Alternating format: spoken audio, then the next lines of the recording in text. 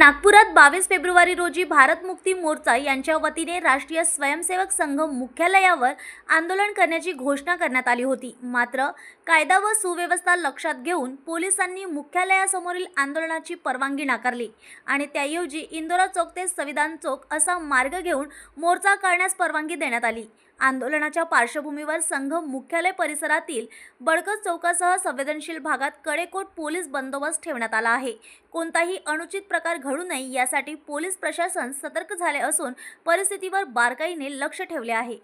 दीपमाला कोसले छत्तीसगढ़ जिला महासमुंद से आई हूँ और हम लोग छत्तीसगढ़ के टीम है और हम लोग आज बामशेप का जो कटक में होने वाला था राष्ट्रीय अधिवेशन उसको रोका गया था, उसके हिसाब से आज 12 तारीख को महारैली में आए हैं हम लोग।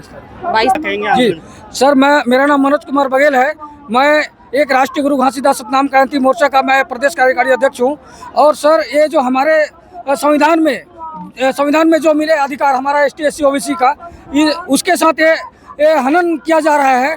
और हमारा जो उड़ीसा में कटक उड़ीसा में राष्ट्रीय अधिवेशन भारत मुक्ति मोर्चा और बामशेप का होने वाला था, उसको षड्यंत्र के तहत इसको रोका गया। उसके विषय में यहाँ पे आंदोलन है। कारण क्या है? कारण क्या है?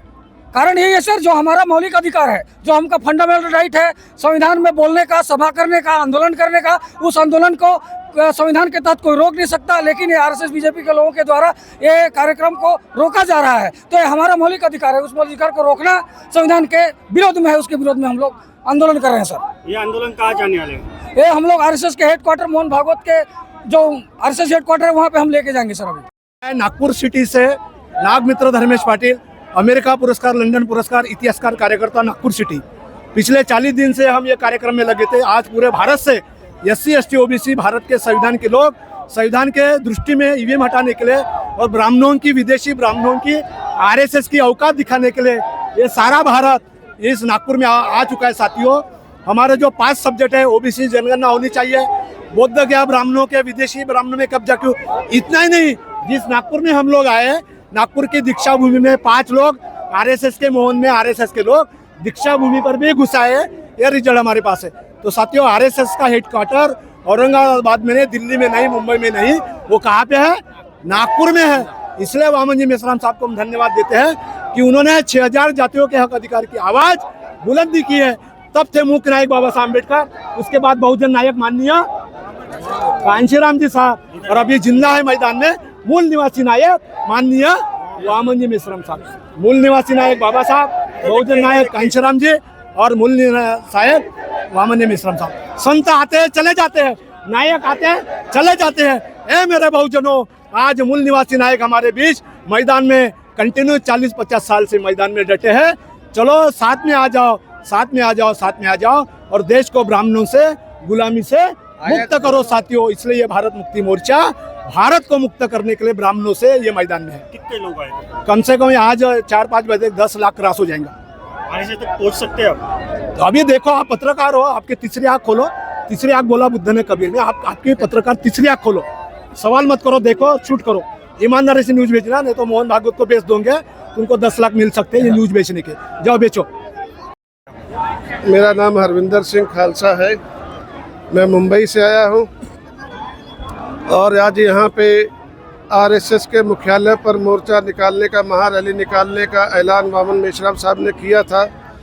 क्योंकि पिछले समय में RSS की द्वारा बनाई हुई सरकार के द्वारा बहुत सारी मनमानियाँ करके, संविधान में संशोधन करके संविधान के मूलभूत जो हमारे अधिकार है उनमें तब्दीली किया जा रहा है।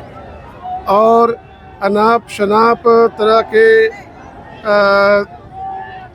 ये न्यायालय से पेश कर के मुद्दे हमारे हक छीने जा रहे हैं। हमको लगातार दबाया जा रहा है। पिछली बार हमारा राष्ट्रीय अधिवेशन होने जा रहा था, लेकिन उसमें ऐन समय पर रोक लगा करके सरकार ने हमारे मूलभूत अधिकार, हमारे मिलकर हमारा अपने विचार बांटने का, विचार करने का अधिकार हमारा छीनने का जो प्रयास किया है, ये हमारे मूलभूत अधिकारों का हनन है।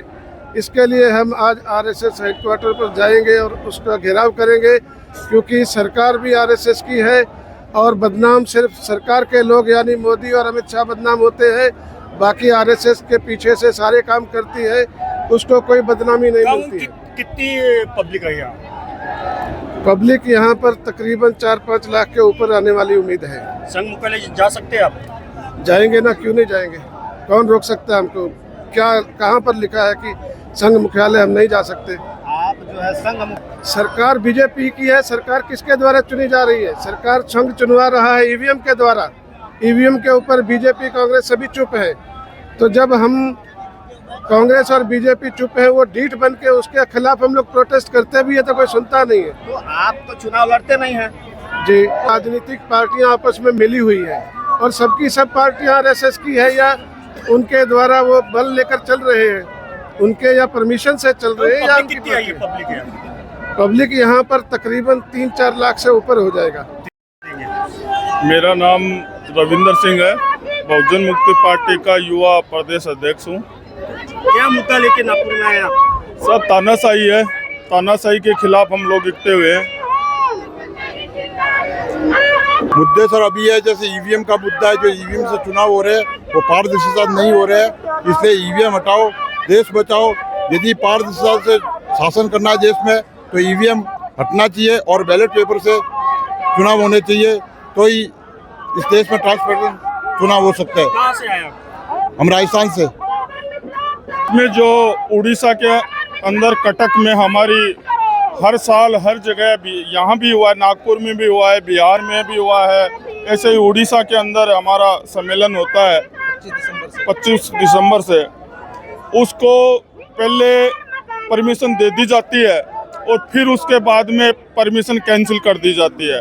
लाखों लोग यहाँ पर रास्ते में आ गए थे, उनको वापस जाना पड़ा, उनको ठेस पहुंचाई है, कुठाराघात इस सरकार ने किया गया। ये सरकार, ये मोदी सरकार नहीं है, ये भाजपा सरकार नहीं है, ये केवल आरएसएस के लोग चलाने वाले लोग हैं।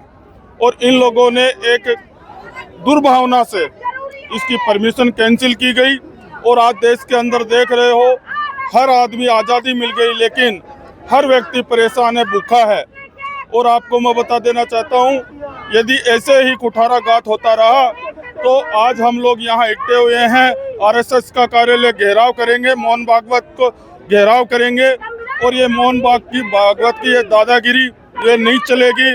और मैं बता देना चाहता हूँ कि इस प्रशासन के बल के ऊपर आप कितने दिन अपनी रक्षा करोगे, एक दिन आपको देश छोड़ना पड़ेगा।